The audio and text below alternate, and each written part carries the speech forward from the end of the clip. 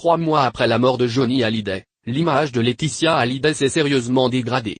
La photo testament du taulier dans lequel il cède l'intégralité de sa fortune et de son patrimoine à sa veuve, déshéritant du même coup ses deux aînés David Hallyday et Laura Smith.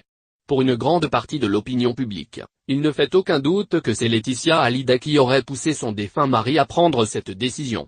Et c'est en grande partie pour cela que les deux aînés ont remporté haut la main la bataille de l'image jusqu'à maintenant. Sauf qu'en réalité, Laetitia Hallyday n'aurait jamais été en mesure de pousser son mari à déshériter ses aînés pour une raison très simple.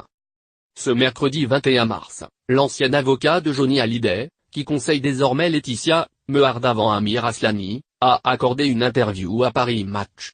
Un entretien au cours duquel il révèle que la veuve du taulier n'a jamais été en mesure de l'influencer à 100% puisqu'elle n'était pas présente au moment de la rédaction de ses testaments, elle vivait mal de devoir envisager la mort de son mari.